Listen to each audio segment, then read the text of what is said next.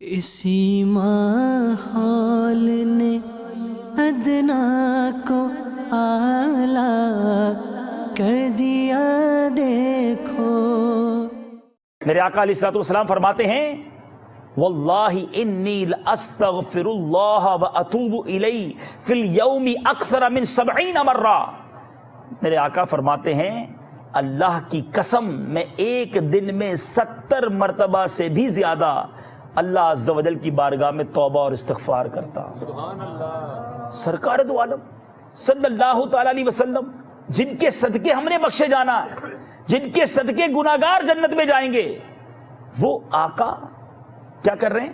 70 بار روزانہ اللہ کی بارگاہ میں استغفار کرتے ہیں۔ ہم کیا کرتے ہیں؟ ہمیں کیا خیال ہے؟ کیا ہم اپنے گناہوں کو یاد کرتے ہیں؟ کیا ہمیں یہ خیال آتا ہے کہ آج دن میں میں نے کتنی خطائیں کر لی، اپنے رب کو ناراض کرنے والے کتنے کام کر لیے؟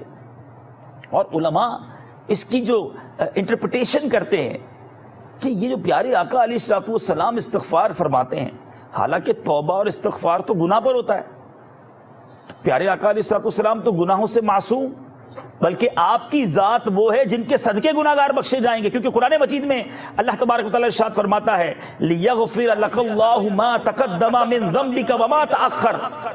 ترجمہ کنزُ ایمان، تاکہ اللہ تمہارے سبب سے گناہ بخشے، تمہارے اگلوں کے اور تمہارے پچھلوں کے۔ آقا کے صدقے تو گناہ بخشے جانے ہیں، تو اس کے پیچھے کیا راز ہے؟ علماء نے اس کی بھی بڑی پیاری تفصیل بیان کی۔ نبی پاک صلی اللہ علیہ وسلم درجات عالیہ کی طرف ترقی فرماتے رہتے ہیں، آپ کے سٹیٹس بارگاہ الہی میں بڑھتے رہتے ہیں، اور جب آپ علیہ الصلوۃ والسلام ایک حال سے دوسرے حال کی طرف ترقی کرتے ہیں تو اپنے پہلے حال پر استغفار فرماتے ہیں۔ اسی طرح علامہ بدر الدین عینی فرماتے ہیں نبی پاک علیہ الصلوۃ والسلام کی جو توبہ ہے وہ تواضعاً ہے، یعنی انکساری کے طور پر میرے آقا جو ہے وہ استغفار فرماتے، اور آپ کا استغفار فرمانا یہ تعلیم امت کے لیے ہے، تاکہ امت کو تعلیم ہو، میرے غلام بھی توبہ کریں، مجھے دیکھیں تو میری سنت پر عمل کر کے میرے غلام بھی عمل کریں۔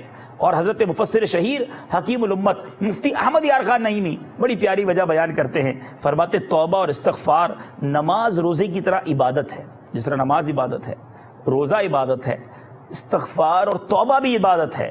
تو پیارے آقا علیہ الصلوۃ والسلام بکثرت توبہ اور استغفار کیا کرتے، اس لیے کہ میرے پیارے اسلامی بھائیو یہ عبادت ہے، ورنہ میرے آقا علیہ الصلوۃ والسلام معصوم ہیں، گناہ تو میرے آقا کے قریب بھی نہیں آتا۔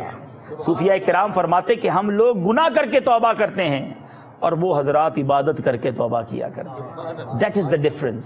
لیکن ہم تو ایسے ہیں کہ گناہ کر کے بھی توبہ نہیں کرتے، یعنی گناہوں کا انبار ہے، توبہ کی کسے فکر ہے؟ اسی ماحول نے ادنا کو اعلیٰ کر دیا۔